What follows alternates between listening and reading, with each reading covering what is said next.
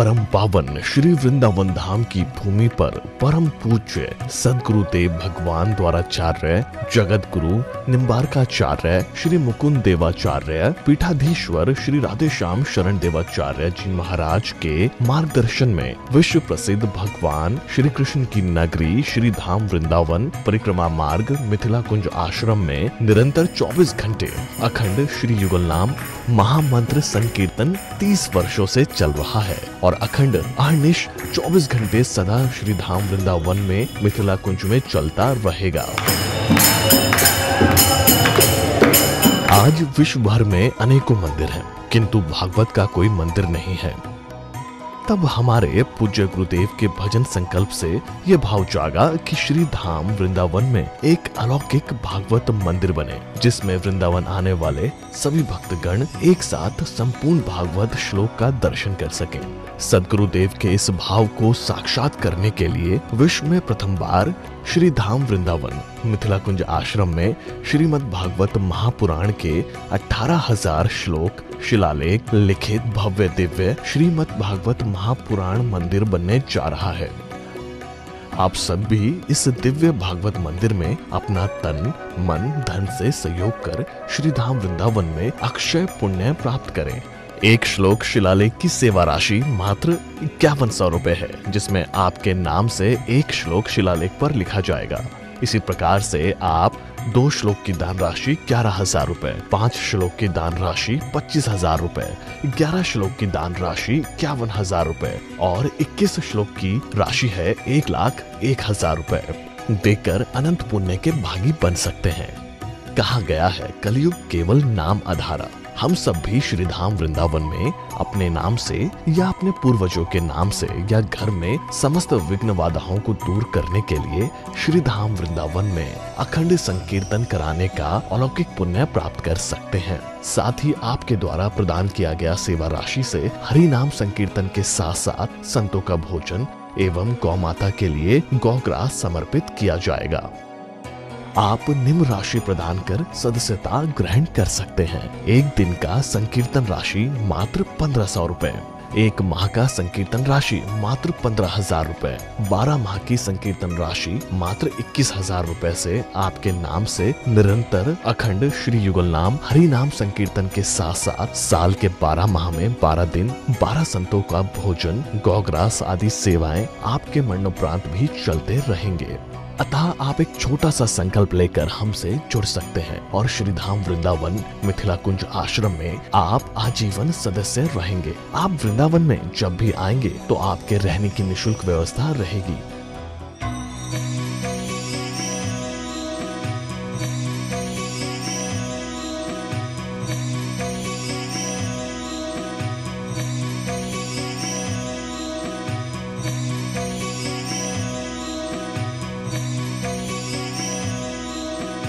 ये संस्था 80G के अंतर्गत कर मुक्त है, जिसके द्वारा आप अपने दान पर टैक्स की छूट प्राप्त कर सकते हैं।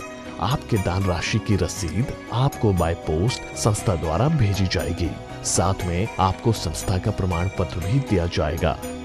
आइए हम सब मिलकर इस दिव्य भागवत मंदिर में अपना तन मन धन से सहयोग कर श्री धाम वृंदावन में एक अलौकिक भागवत श्लोक मंदिर का निर्माण करें। अधिक जानकारी के लिए संपर्क करें और मिथिला कुंज आश्रम से जुड़ने के लिए फेसबुक, यूट्यूब और इंस्टाग्राम मिथिला कुंज ऑफिशियल पेज को फॉलो करें।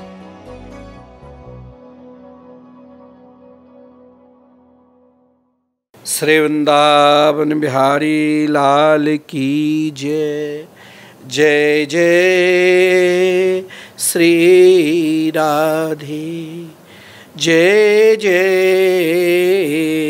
श्री राधे। सज्जनों,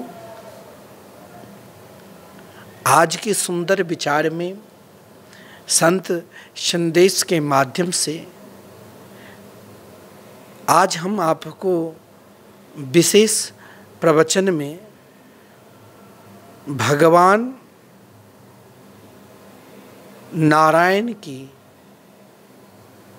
सर्वश्रेष्ठ धर्म सहिष्णुता, जिस सहिष्णुता के बदौलत भगवान विष्णु ने समाज में आदर्श धर्म को आगे बढ़ाया। हम सभी को भी अपने समाज में एक दूसरे के प्रति जो नफरत भरा हुआ है, एक दूसरे के प्रति जो ईर्ष्या भरा हुआ है, एक दूसरे के प्रति जो राग द्वेष भरा है, और हम स्वयं उन राग द्वेष में, अहंकार में अपने आप को स्वयं अपना स्वरूप भूल चुके हैं। और अपना स्वरूप को पहचानने के लिए हमें क्या उपाय करना चाहिए, हमको क्या करना चाहिए, इसी विषय पर हमें आज विशेषकर स्वयं को अपने आप में एक सर्वश्रेष्ठ जो धर्म है, सहिष्णुता रूपी धर्म, सहनशीलता रूपी धर्म, धैर्य रूपी धर्म, भगवान के धैर्य रूपी धर्म, सहिष्णुता रूपी धर्म, जिस धर्म को हमें अपने जीवन में उतारना है। सहिष्णुता से श्रेष्ठ कोई धर्म नहीं है। सहिष्णुता रूपी धर्म अगर हमारे जीवन में उत्पन्न है तो समझ लेना क्रोध, बैर, द्वेष, प्रतिशोध, नाना प्रकार के दुर्गुण अपने आप नष्ट हो जाएंगे। केवल अपने आप को हमें सहिष्णुता बनाना है। अपने बच्चों को भी यही हमें सहिष्णुता धर्म के उपदेश देना है। आज कल महाराज ये देखा जाता है कि बच्चे स्कूल में जाते हैं, एक थप्पड़ अगर शिक्षक ने लगा दिया तो उन शिक्षक को महाराज 100 थप्पड़ खाना पड़ता है। बच्चे रोकर आया, माता पिता को बताया, माता पिता के अंदर वो सहिष्णुता नहीं है, जाकर स्कूल में 2-4 थप्पड़ 10 थप्पड़ उन शिक्षक को लगाकर कहते हैं कल ही तुम्हारे स्कूल से बच्चे को निकाल दूंगा। छोटे छोटे बच्चे, अभी तक उनको स्वयं को, अपने आप को भी आभास नहीं है, उनके अंदर बैर भाव हो चुका है, द्वेष भाव हो चुका है। बच्चे बच्चे में लड़ते हैं। छोटे छोटे बच्चे महाराज जिस क्रोध के कारण नाना प्रकार के नशा करने लगे, इन सब को दूर करने के लिए स्वयं को घर के जो अभिभावक है, घर के जो मुख्य गार्जियन है, उसे अपने आप में सहिष्णुता रखना चाहिए। सीधे हमें कोई कह दिया कि भाई साहब आपके कोई कान लेकर चले गए तो पहले अपने कान को देखो, उनके पीछे मत दौड़ो। ये कि हम कान को क्यों नहीं देखते हैं? क्योंकि हमारे अंदर अपनी सहिष्णुता नहीं है। आपको मैं एक छोटा सा दृष्टांत दे रहा हूँ, ये आप कई बार सुने होंगे, लेकिन आप कुछ सत्संग में सुनते हो ना, तो उसे अपने जीवन में उतारो। आज महाराज भगवान गणेश जी के पूजन हर व्यक्ति करते हैं ताकि मेरे अंदर रिद्धि सिद्धि घर में मिले, सुख शांति मिले, हर कार्य में मंगल रहे। लेकिन इस मंगल को बनाने के लिए हमें अपने आप में सहिष्णुता की जरूरत है। आप देखेंगे गणेश पूजन में भी कई जगह ऐसे भीड़ मेला में एक दूसरे को चाकू चला देते। जब मूर्ति विसर्जन के लिए जाएंगे तो एक दूसरे को महाराज भीड़ में ना जाने कई जगह भगदड़ मच जाते हैं कि हम आगे तो हम आगे, हम पहले पूजन करेंगे तो हम पहले पूजन करेंगे। आप जिनकी पूजन कर रहे हो, जिससे आपके जीवन के हर विघ्न दूर करने वाले, सबके मंगल करने वाले जिन देवता की पूजन कर रहे हैं, भगवान गणेश जी के, उन पूजन को अगर आपके अंदर सहिष्णुता है तो आप अपने आप को कर सकते हैं। वहाँ आपको केवल उनके मंगलमय नाम पुकारिए। ज़्यादा कोई बहुत बड़ा भी नहीं, सबसे छोटा जो नाम है उसी नाम को आप जाप करिए। देखिए सदा आपका मंगल रहेगा। ओम गण गणपति नमः, इतना ही जाप करिए ना, और देखिए आपका मंगल रहेगा। लेकिन इस मंगल को बनाने के लिए हमारे अपने जीवन को अगर सहिष्णुता जीवन में है तो हर पूजा श्रेष्ठ माना जाएगा। फिर हमें अपने आप को पूजा की पहचान हो जाएगा। आजकल आप देख रहे हो ना, पंडित जी नहीं मिल रहे हैं पूजन के लिए, क्योंकि आप लोग संस्कृत भाषा को आगे नहीं बढ़ा रहे हो, आप लोग संस्कृत भाषा को सहयोग नहीं कर रहे हो। तो आजकल पंडित जी भी अपने बच्चे को बड़े बड़े इंग्लिश स्कूल में भेजते हैं, ईसाइयों के स्कूल में, कि मेरे बच्चे बिल्कुल आंग्ल भाषा सीख कर आए। और अब आप स्वयं पंडित जी को सम्मान दोगे तो वो देखेगा कि सामने वाले सम्मान दे रहा है, तो क्यों नहीं हम अपने बच्चों को भी उस मार्ग पर लावे। जिस देवी देवता को जहाँ आप हाथ में संकल्प लेकर, जिनके माध्यम से संकल्प लेते हो, उनके प्रति आदरता नहीं है। बहुत लोग तो ऐसे हो गए कि चलो पुस्तक मिल ही रहा है, कोई ज़रूरी है पंडित जी को बुलाने की ज़रूरत, हम तो अपने भी करा सकते हैं। हम आपस में अपने घर में परिवार में दिन रात कलह करते रहते हैं, छोटी छोटी सी बात लेकर, जिन बातों को महाराज कोई अगर तथ्य ही नहीं है, उस बातों में हम बहुत आगे तक बढ़ जाते हैं, कोर्ट कचहरी भी आ जाते हैं, एक दूसरे को गला काटने के लिए भी तैयार हो जाते हैं, एक दूसरे को छोड़ने के लिए भी तैयार हो जाते हैं। यहाँ तक आज मेरे अंदर ये भाव आ गया, जो हम अपने माता पिता को भी तिरस्कार करते हैं। जिन माता पिता, आप सोचिए, जो आपको किस परिश्रम से यहाँ तक लाया, इस स्थिति तक लाया। आज जो आप मर्सिडीज गाड़ी पर चल रहे हो और बड़े बड़े महाराज होटल में ठहरते हो और बड़े बड़े मॉल में घूम रहे हो और बहुत सुख में रह रहे हो, वो भी उस माता पिता की देन है। फिर आप क्यों उसे वृद्धाश्रम भेजते हो, क्यों उसको तिरस्कार करते हो, क्यों उससे दूर होकर अलग से रहना चाहते हो चैन से फ्लैट में? क्योंकि आपके अंदर सहिष्णुता नहीं है, आपके अंदर धैर्य नहीं है, आपके अंदर वो क्षमा भाव नहीं है। क्यों आप अगर अलग भी रहते हो, क्यों आपस में पति पत्नी इतने लड़ते हो कि दोनों को महाराज यहाँ तक कि एक दूसरे से बोलना बंद हो जाता है? वो तो आपकी पत्नी है, वो तो आपके पति है, वो तो आपके बच्चे हैं।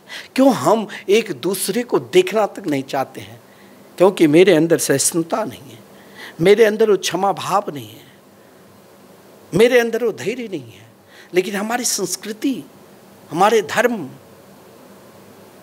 हमारे शास्त्र, हमारे सनातन धर्म में भाई सहिष्णुता धर्म को बहुत उच्च कोटि धर्म की उपाधि दिया है। और उनके आचार्य कौन है? हमारे इष्ट। हम पंचदेव के भी पूजन करें तो भगवान नारायण को पहले पूजन किया जाता है। और हमें उससे सीखना चाहिए कि महर्षि भृगु ने सोचा है कि जिसके अंदर सबसे अधिक सहिष्णुता भाव रहेंगे उन्हीं को हम पूजन करेंगे। पूजन किसे किया जाता है? आदरता किसे दी जाती है?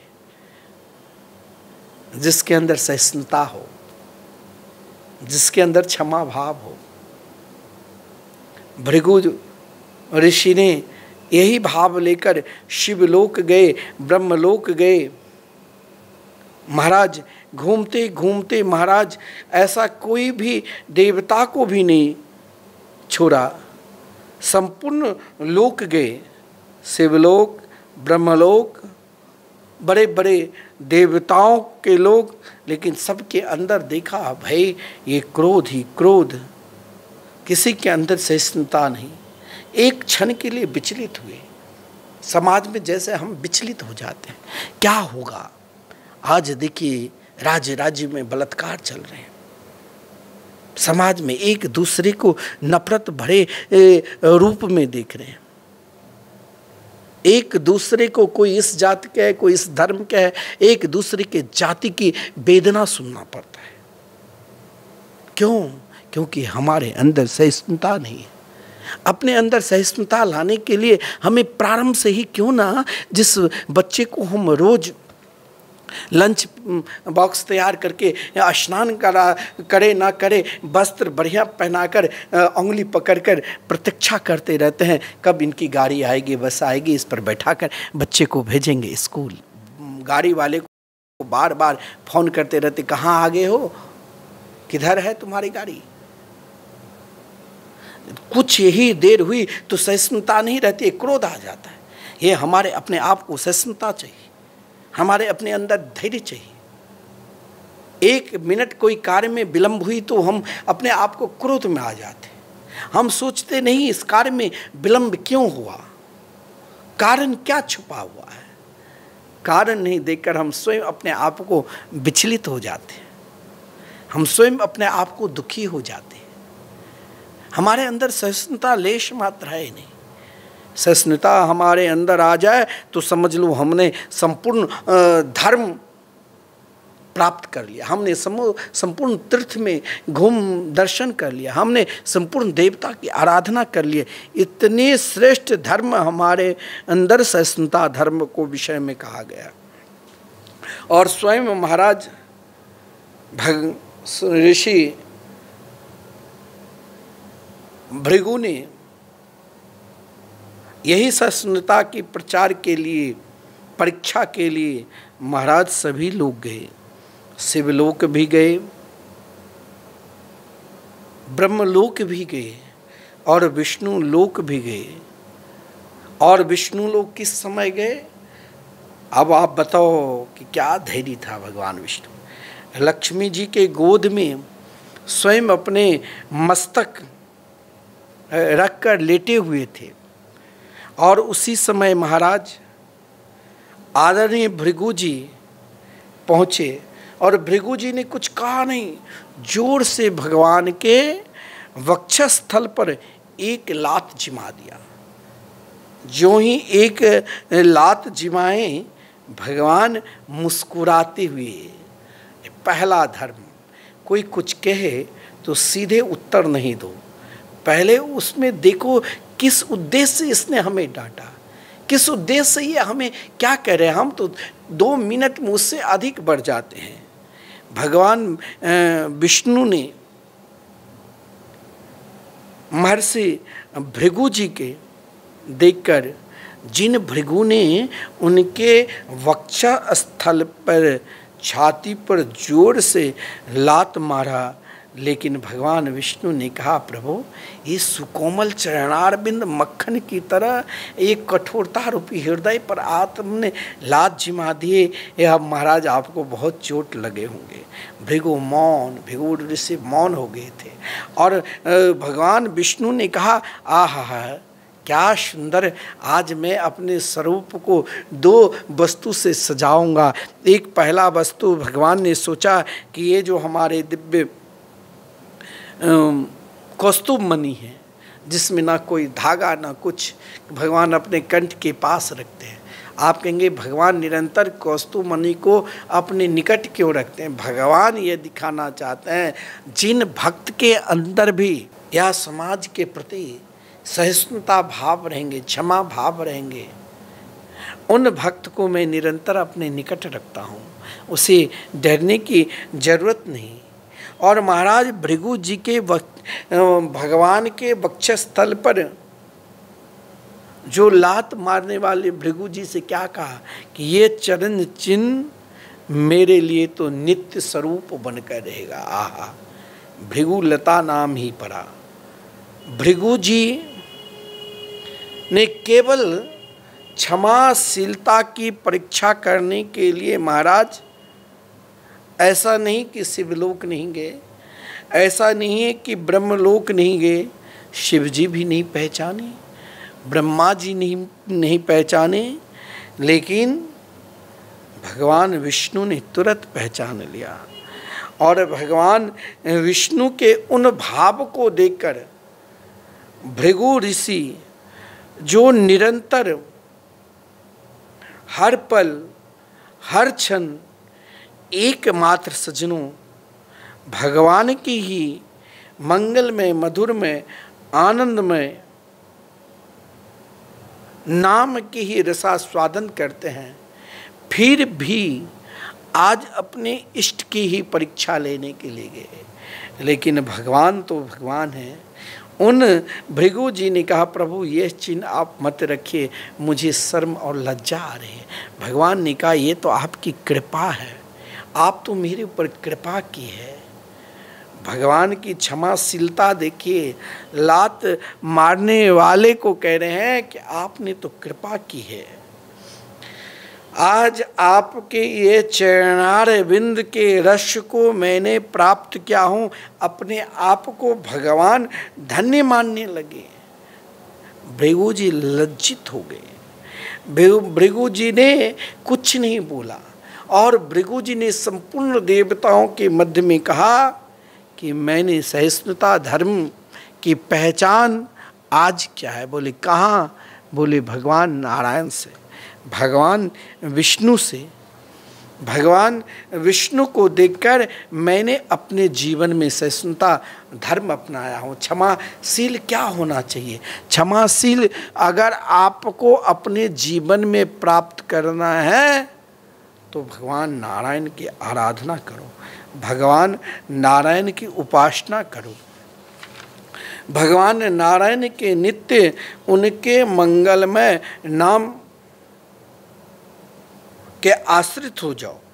क्योंकि अगर नाम के आप आश्रित रहोगे तो नाम भगवान आप पर कृपा करेंगे। जीवन में अगर सहिष्णुता धर्म आपके पास है तो आपको घबराने की जरूरत नहीं।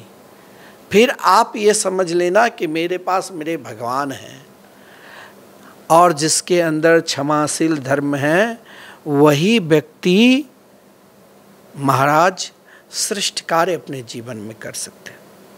हमें भी अपने नन्हे से बच्चे को बाल्या अवस्था से ही एक धर्म की ओर निरंतर लगाना। अगर बच्चे को चाहते हो कि बड़े होने पर माता पिता बड़े बुजुर्गों को निरंतर आदर दे तो उसे बाल्य अवस्था से कुछ देर आप बैठ जाओ अपने घर में। प्रातःकाल जगते हो ना, प्रातःकाल आप जग कर क्या करते हो? शौचादि क्रिया नहीं, उससे निवृत्त होकर जितनी ही देर समय लगे, अरे आपको घबराना नहीं कि बच्चे को मुझे 6 बजे स्कूल भेजना है, 7 बजे स्कूल भेजना है। अरे 5 मिनट तो बैठ जाओ, और आप 5 मिनट बैठकर जो पहले घर में जगो वो उनका मुख्य कर्तव्य क्या? तो सर्वश्रेष्ठ जो सहिष्णुता धर्म है, आप अपने बच्चे को क्षमाशील धर्म सिखाओ। आप कहेंगे भगवान के नाम से क्या स्वभाव बदलता है? क्यों नहीं बदलता है? प्रहलाद जी कहाँ महाराज जन्म लिए? असुर कुल में। वहाँ बहुत लोग कहते हैं ना कि महाराज घर का वातावरण सही नहीं है, घर में सब वैसे ही है, मांसाहारी है, नाना प्रकार के तमोगुनी भोजन करते हैं, भगवान पर विश्वास नहीं है। अरे नहीं है तो कोई बात नहीं, एक व्यक्ति तो घर के आदमी विश्वास रखो ना। अगर आप एक व्यक्ति अगर भगवान पर विश्वास कर लिया ना तो घर के हर व्यक्ति एक दिन न एक दिन आप पर विश्वास करने लग जाएंगे। और जब आप पर विश्वास करेंगे तो उसे क्या मिलेगा? आप किस पर विश्वास कर रखे हो? आप भगवान पर विश्वास कर रखे हो ना। आपका निष्ठा, आपकी निष्ठा यदि भगवान के मंगलमय नाम के प्रति है, भगवान के मंगलमय रूप के प्रति है, भगवान के मंगलमय लीला की प्रतीक है, और भगवान के मंगलमय धाम के प्रतीक है, और सामने वाले आपका तो घर में सब महाराज निरंतर अधर्म में लगे हैं, हम कैसे भजन करें। लेकिन हमारी संस्कृति धर्म की ओर बढ़ाने के लिए यह नहीं सिखाया कि आप छोड़ दो। अकेला प्रहलाद जी ने हजारों असुर बालकों को क्या उपदेश दिया था? कौमार आचरेत प्राज्ञो धर्मान भगवता निह। देखिए, एक प्रहलाद जी जो सबसे विमुख होकर किसके शरण में गए थे? भगवान नारायण के शरण में। कोई उनके पक्ष में नहीं था। माता कयाधु थी, लेकिन वो भी छुपके से साहस नहीं की कभी हिरण्यकश्यप के सामने। लेकिन एक प्रहलाद जी जीवन में देखिए आपको श्रेष्ठ बनना है।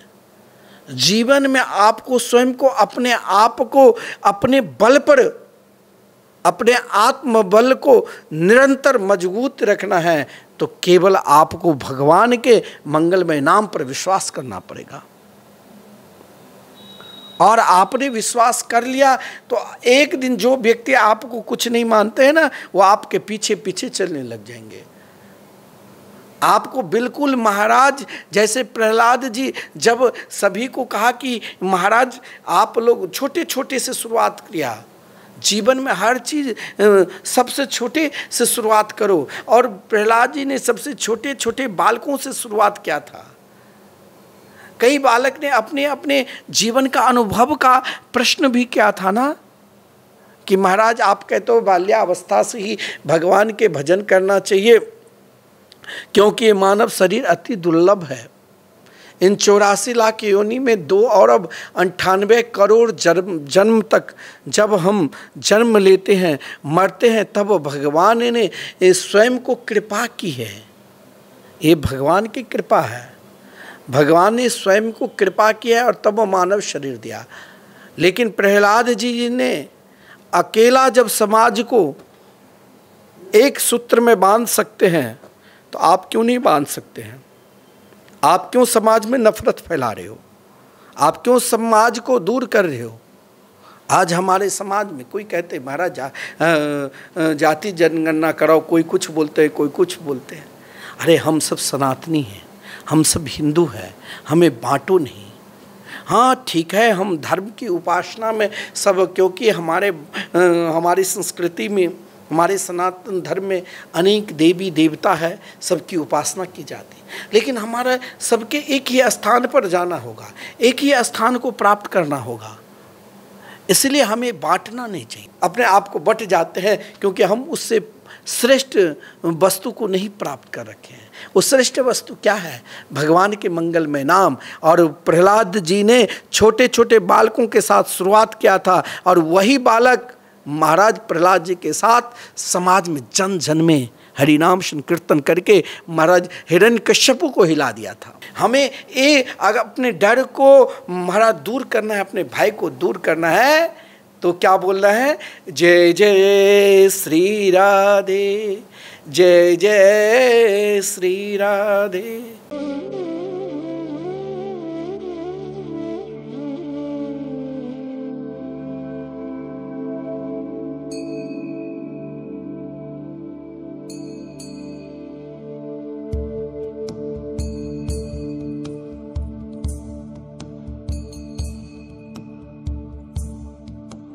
परम पूज्य द्वाराचार्य जगत गुरु निम्बार्काचार्य श्री मुकुंद देवाचार्य पीठाधीश्वर श्री राधे श्याम शरण देवाचार्य जी महाराज के कृपा पात्र शिष्य परम पूज्य महामंडलेश्वर श्री किशोरी शरण देवाचार्य जी महाराज के सानिध्य में श्रीधाम वृंदावन की पावन भूमि पर मिथिला कुंज प्रांगण में विश्व में पहली बार श्रीमद् भागवत मंदिर बनने जा रहा है।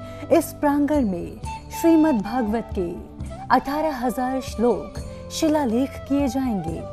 आप सभी भक्तगण भी इस मंदिर में सहयोग कर सकते हैं। 1 श्लोक की सेवा 5100 रुपये, 2 श्लोक की सेवा 11,000 रुपये, 5 श्लोक की सेवा 25,000 रुपये, 11 श्लोक का दान 51,000 रुपये, 21 श्लोक का दान 1,01,000 रुपये। अधिक जानकारी हेतु संपर्क करें। सहयोग हेतु अकाउंट डिटेल्स इस प्रकार हैं।